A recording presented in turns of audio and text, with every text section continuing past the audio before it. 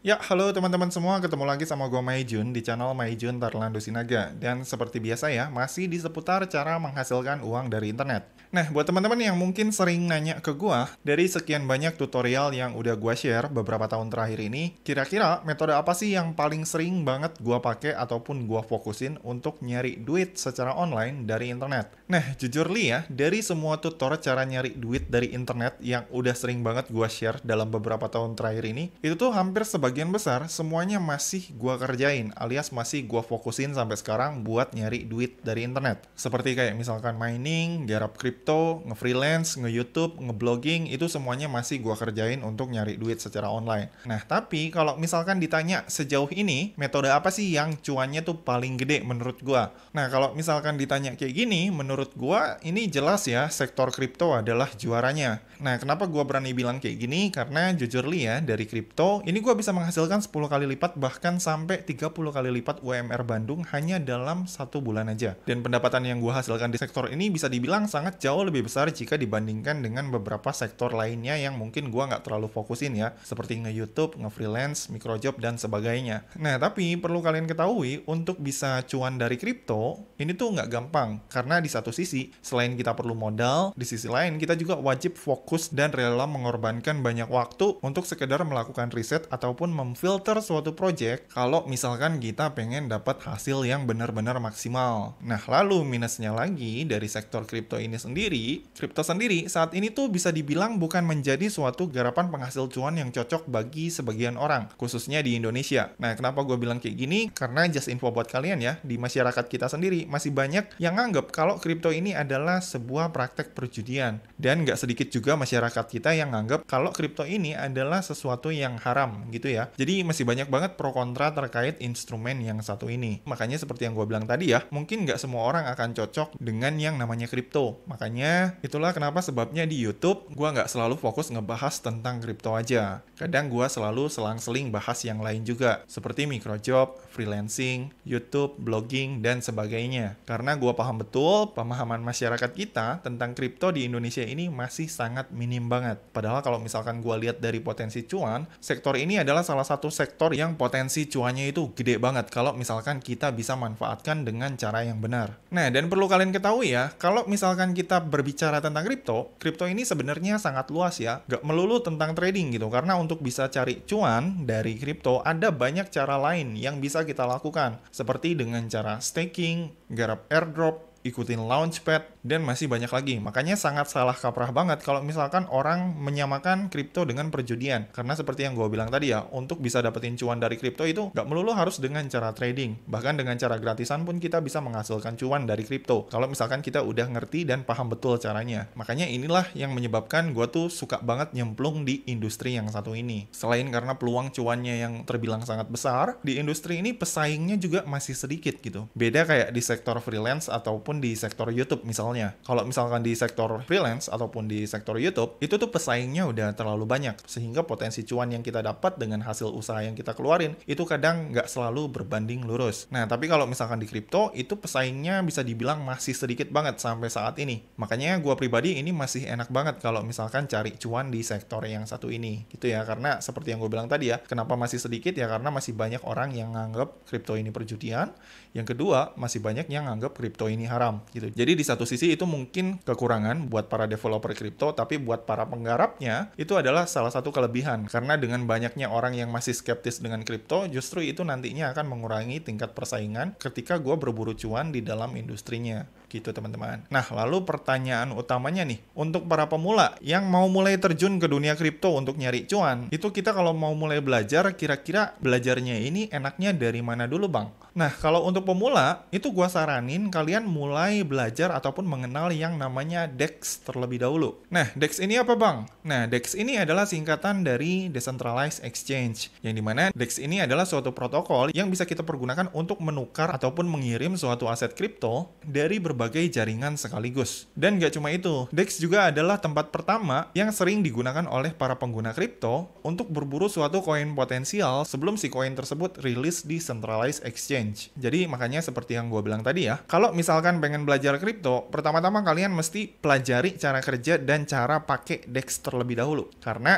tanpa kalian sadari, kalau misalkan kalian udah sering pakai DEX, dengan sendirinya kalian nanti akan terbiasa dengan alur ataupun sistem blockchain. Dan tentunya ini bisa sangat berguna supaya pengetahuan kalian di industri kripto ini bertambah gitu. Supaya intinya kalian nggak gampang dibego-begoin lah atau difomoin sama oknum yang nggak bertanggung jawab. Yang tujuannya mungkin cuma untuk jualan koin ataupun cuma untuk ngajakin join grup VIP trading doang gitu ya. Nah, lalu pertanyaan selanjutnya nih, kira-kira DEX apa sih yang cocok buat pemula nih? Nah, untuk DEX-nya sendiri, sebenarnya DEX ini tuh ada banyak ya teman-teman. Tapi di sini untuk kalian para pemula, gua rasa kalian bisa mulai cobain ataupun belajar dari DEX yang paling simple dulu. Nah, untuk rekomendasi DEX yang paling simple, yang sangat cocok buat kalian para pemula yang pengen belajar sambil cari cuan, itu gua rasa kalian bisa coba DEX dari Symbiosis Finance dulu. Nah, dan untuk link DEX-nya sendiri, ini udah gua cantumin di kolom deskripsi dari video ini ya teman-teman. Kalian bisa langsung masuk ke Symbiosis Finance-nya melalui link tersebut. Atau di sini kalian bisa juga langsung masuk ke situs DEX Symbiosis-nya di alamat situsnya yang ini ya, symbiosis.finance. Nah, maka nanti kalian akan langsung dibawa ke tampilan seperti ini dari Decentralized Exchange si Symbiosisnya. Nah, dari sekian banyak Decentralized Exchange atau dari sekian banyak DEX, kenapa di sini gua nyaraninnya kalian belajar pakai DEX-nya mulai dari Symbiosis dulu. Nah, yang pertama ini tentu aja jelas karena si Symbiosis ini adalah merupakan Decentralized Exchange yang cukup gampang banget digunakan. Itu tentu aja ya, jelas gampang digunakan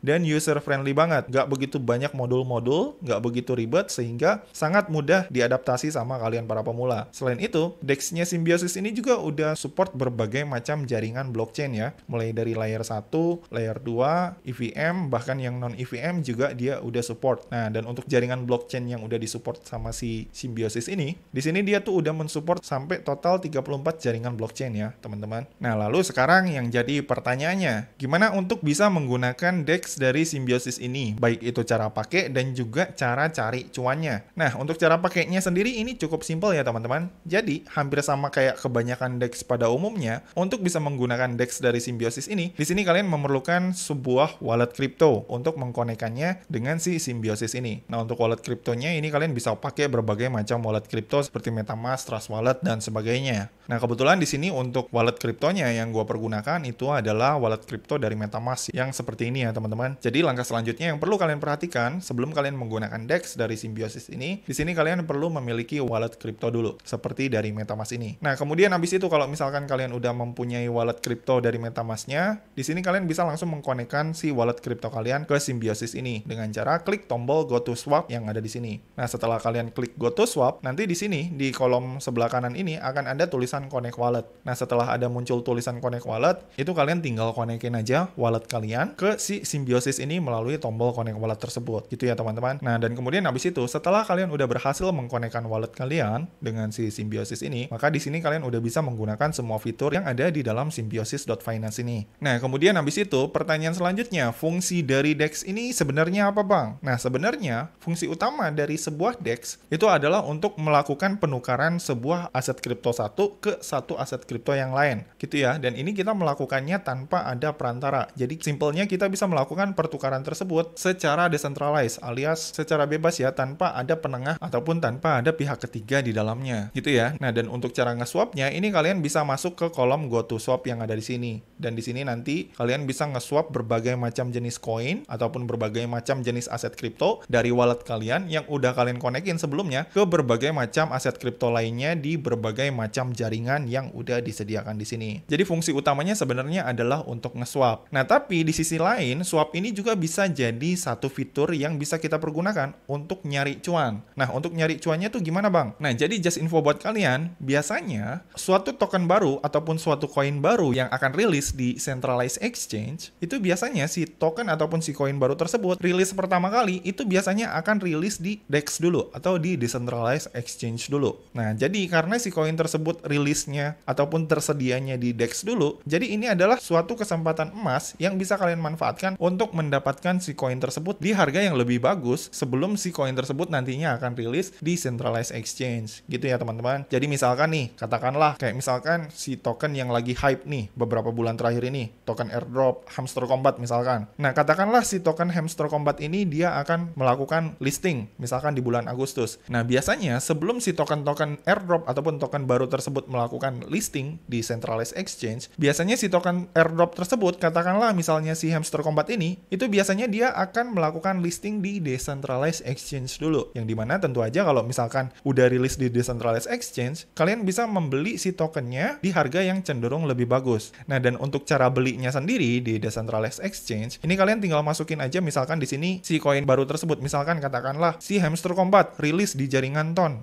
Kalian tinggal klik aja TON di sini. Kemudian habis itu di sini kalian tinggal cari si Hamster Combat tersebut apakah udah tersedia di jaringan TON. Misalkan kalian ketik di sini Hamster Combat. Nah, ini kan belum muncul nih karena dia emang belum rilis di sini. Tapi kalau misalkan nanti dia udah rilis, katakanlah udah rilis ya di jaringan TON si Hamster Combatnya. Misalkan ini ya, di sini udah ada muncul, kalian tinggal klik aja si koin tersebut misalkan di sini. Terus habis itu untuk membelinya, kalian bisa beli pakai berbagai macam aset kripto dari berbagai macam jaringan. Misalkan kalian mau membeli si koin tersebut di jaringan Tron menggunakan USDT. Misalkan di sini kalian beli 100 USDT token Hamster Combat. Maka nanti di sini kalian akan mendapatkan sekian token dari hasil pembelian kalian menggunakan si token USDT kalian di jaringan Tron. Nah, kalau misalkan kalian setuju dengan pembelian tersebut, di sini kalian tinggal klik connect wallet, lalu habis itu kalian tinggal lakukan pembelian tersebut dengan cara menukarkan si token USDT kalian dengan token target kalian yang ada di sini. Nah, di sini kan targetnya token TON, tapi di sini gua analogikan token TON ini adalah Hamster Combat misalkan. Nah, kemudian habis itu setelah kalian udah berhasil nge-swap dan mendapatkan token target kalian, dalam hal ini misalkan ya Hamster Combat, maka si Hamster Combat tadi itu nanti akan langsung dimasukin ke wallet kripto kalian, wallet MetaMask kalian yang udah kalian konekin di sini. Nah, setelah kalian berhasil mendapatkan si koin Hamster Combatnya, langkah selanjutnya kalian tinggal tunggu aja nih sampai si Hamster Combat tersebut nanti rilis di centralized exchange seperti Binance, Bitget dan sebagainya. Nah, nanti kalau misalkan dia udah listing di situ di centralized exchange seperti Bitget ataupun Binance,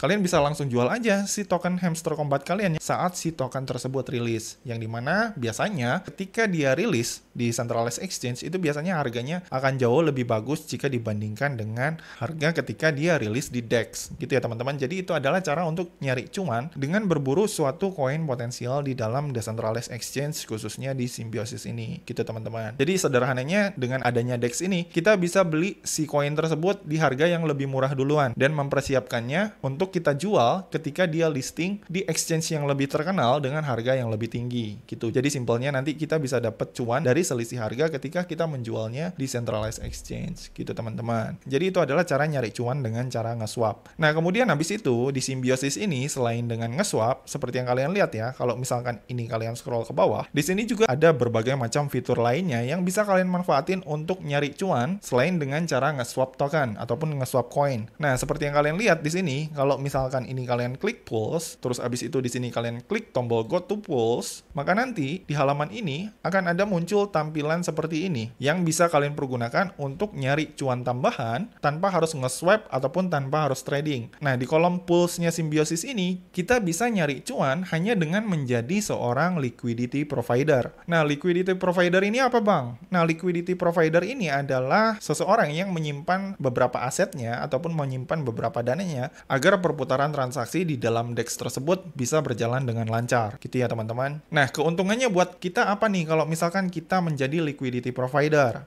Nah, di sini, kalau misalkan kita jadi liquidity provider dan naruh saldo USDT kita, di sini kita bisa dapetin cuan sebesar 1% dalam bentuk APR. Nah, dalam bentuk APR ini maksudnya apa? Nah, jadi cuan yang 1% dalam bentuk APR ini adalah cuan yang akan kita dapat dalam bentuk persentase selama waktu 1 tahun. Jadi simpelnya, kalau misalkan kalian jadi liquidity provider di si Symbiosis ini dan naruh $1.000 dalam bentuk USDC, maka kalian akan mendapatkan 1% selama 1 tahun dari total $1.000 yang udah kalian taruh di sini. Jadi simpelnya 1% dari $1.000 itu kurang lebih sekitar $10 lah. Itu kalau misalkan kalian naruh USDC-nya di jaringannya Symbiosis. Nah, tapi kalau misalkan di sini kalian jadi liquidity provider dan naruh USDC kalian di jaringan Ethereum di sini, ini kalian bisa dapat return APR yang sedikit lebih besar, yaitu 1,67%. Atau kalau misalkan kalian pengen dapat return yang lebih gede lagi, di sini kalian bisa jadi liquidity provider dan naruh USDC kalian ini di jaringan namanya BNB, yang dimana di sini untuk APR-nya ini sedikit lebih besar ya, 3,78% per tahunnya yang bisa kalian dapat. Jadi simpelnya di DEX-nya Symbiosis ini kalian juga bisa dapetin cuan tambahan hanya dengan menjadi liquidity provider di sini dengan cara menaruh ataupun mengunci aset kalian dalam jangka waktu tertentu untuk mendapatkan return persentase APR sesuai dengan yang tercantum di sini gitu ya. Nah, untuk returnnya sendiri ini nanti kalian bisa bebas pilih ya, kalian pengen dapetin return dengan persentase berapa persen. Kalian nanti di sini bisa tinggal pilih ataupun bisa tinggal sortir aja sesuaikan dengan keinginan kalian masing-masing. Nah, kalau dari segi bunga sih gua lihat di sini yang paling gede itu di sini di jaringan Arbitrum ya. Di sini di jaringan Arbitrum kita bisa dapat 17,85% per tahunnya. Gitu ya, teman-teman. Nah, kemudian habis itu selain dengan cara nge-swap dan juga dengan cara menjadi liquidity pool, di sini kita juga bisa manfaatin fitur lainnya untuk menghasilkan cuan, yaitu dengan memanfaatkan fitur yang ketiga, yaitu fitur Zap yang ada di sini. Nah, untuk cara pakai fitur Zapnya ini kalian tinggal klik aja go to Zap yang ada di sini, maka nanti kalian akan langsung dibawa ke tampilan kayak gini. Nah, fitur Zap ini apa, Bang? Nah, fitur Zap ini adalah fitur yang bisa kita manfaatin agar kita bisa dapetin return yang lebih besar dari kripto dengan cara meminjamkan aset kripto kita ke orang lain melalui jaringan blockchain. Jadi kayak sistem lending and borrowing lah. Yang dimana di sini nantinya melalui fitur Zap ini kalian bisa menaruh aset kalian, misalkan katakanlah di wallet MetaMask kalian. Misalkan katakanlah kalian punya 1000 USDT dan kemudian si 1000 USDT ini pengen kalian setorkan ke si Symbiosis ini. Misalkan di sini kalian setorkan ke lending and borrowing-nya si Avalanche ya. Karena di sini yang bisa melakukan lending and borrowing di kripto itu baru Avalanche. Nah, kemudian misalkan di sini si USDT kalian pengen kalian setorkan ke stablecoin DAI di jaringannya Avalanche. Nah, misalkan kayak gini ya. Maka nanti si USDT ini akan langsung disetorkan ke Avalanche untuk diolah dan dipinjamkan ke orang lain di dalam jaringannya si Avalanche ini. Nah, nantinya dari proses peminjaman tersebut, kalian akan mendapatkan sejumlah return yang cenderung jauh lebih besar jika dibandingkan ketika kalian menjadi liquidity pool. Gitu ya, teman-teman. Nah, pertanyaannya, kalau misalkan di sini kita meminjamkan aset kripto kita ke orang lain di dalam sistem blockchain, ini apakah aman apa enggak, Bang? Nah, ini tuh cenderung aman ya, teman-teman. Kenapa gua bilang kayak gini? Karena biasanya kalau misalkan ada orang yang pengen minjem kripto di Avalanche, itu mereka harus menyimpan yang namanya kolateral atau menyimpan suatu jaminan. Jadi simpelnya ketika mereka meminjam DAI ini 998 hasil dari konversi saldo USDT kita, mereka juga harus menyediakan jaminan dari kripto lain yang bisa membackup kalau misalkan pahit-pahitnya nih mereka nggak bayar utang. Gitu ya, teman-teman. Jadi misalkan katakanlah mereka nih nggak bayar utang di jaringan Avalanche-nya, maka nantinya si saldo kalian yang udah kalian setorkan di sini untuk dipinjam sama mereka, itu nanti akan diganti dengan kolateral ataupun jaminan aset kripto lain yang sebelumnya udah dijaminkan sama si peminjam tersebut. Jadi cuan kalian itu tetap aman sekalipun si aset kalian ini udah dipinjam dan nggak dibayar gitu ya. Karena si peminjam tersebut juga dalam hal ini menaruh ataupun menyimpan kolateral ataupun jaminan di dalamnya ketika mereka memutuskan untuk meminjam aset di sini. Gitu ya, teman-teman. Jadi ini adalah cara lain yang bisa kalian lakukan di decentralized exchange kalau misalkan kalian pengen mengembangkan aset kalian untuk menghasilkan cuan yang lebih banyak lagi. Gitu, teman-teman. Nah, sebenarnya di Symbiosis ini sendiri, fitur yang bisa kalian manfaatin untuk nyari cuannya tuh ada banyak ya. Nggak cuma swap, nggak cuma pulse, dan juga zap. Tapi di sini ada juga farming dan juga phases. Nah, farming dan phases ini apa? Nah, farming dan phases ini adalah suatu protokol yang dimana di dalamnya kalian bisa melakukan staking menggunakan token mereka nih. Tokennya si Symbiosis, namanya itu token SYS. Yang dimana nantinya dari proses staking ini, kalau misalkan kalian pengen nge-staking token SYS kalian, ini nanti kalian akan mendapatkan persentase reward berupa APR dari total token SYS yang sebelumnya udah kalian stakingkan di sini. Nah, cuma untuk yang ini sendiri, yang untuk fitur staking dan juga fitur farming yang ada di sini nih, nah yang ada di sini, yang farming ataupun yang staking phases, ini masih dalam tahap pengembangan ya, teman-teman. Jadi saat ini masih belum dibuka untuk umum. Jadi untuk yang bisa pakai fitur farming dan juga fitur phases, ini baru mereka yang dapat undangan khusus dari Symbiosisnya. Jadi untuk yang para pengguna umum, itu baru bisa memanfaatkan 3 fitur ini aja, yaitu swap, pulse, dan juga zap. Ya, untuk yang farming dan juga yang phases, ini belum bisa kalian pergunakan ya, karena masih dalam tahap develop. Gitu ya, teman-teman. Nah, kemudian habis itu just info buat kalian, selain dengan memanfaatkan beberapa fiturnya yang ada di sini tadi, di sini kalian juga bisa dapetin reward airdrop dari Symbiosis ini.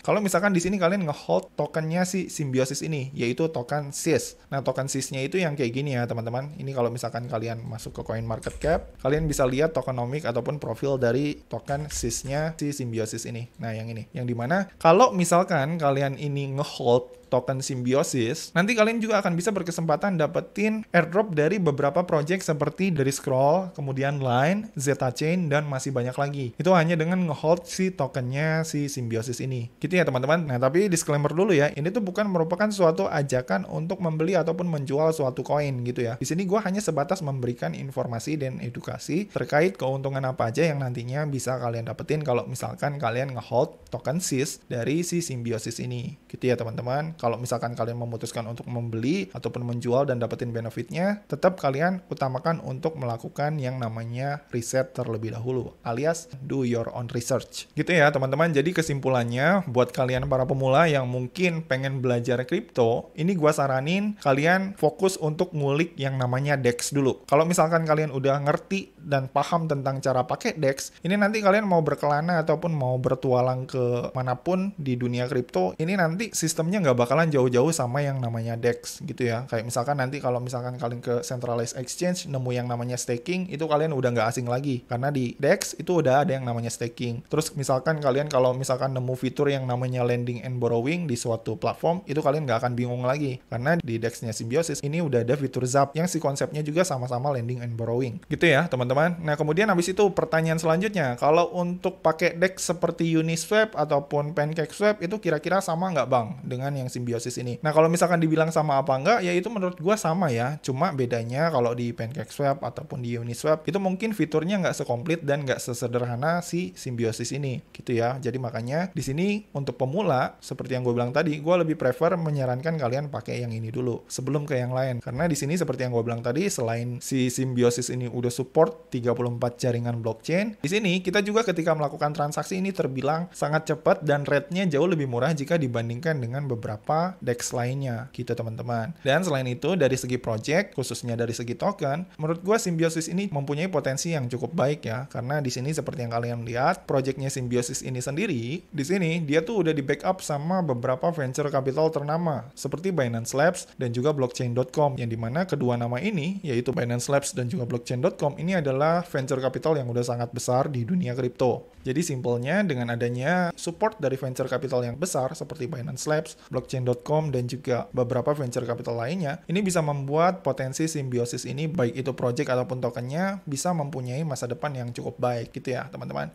Tapi balik lagi disclaimer dulu, ini merupakan pendapat gua pribadi ya teman-teman. Buat kalian yang pengen garap, khususnya mungkin yang pengen ngehold tokennya, balik lagi gua sampein tetap do your own research ya. Karena yang namanya dunia kripto itu resikonya sangat besar karena fluktuasi harga aset kripto sendiri fluktuasinya sangat tinggi jika dibandingkan dengan beberapa instrumen aset investasi lainnya seperti emas, saham dan sebagainya.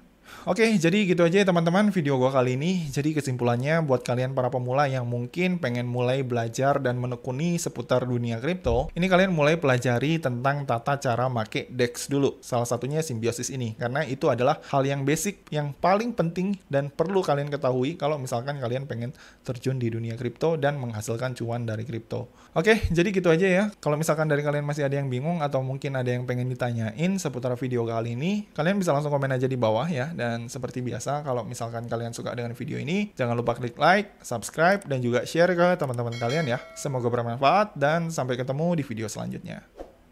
See you!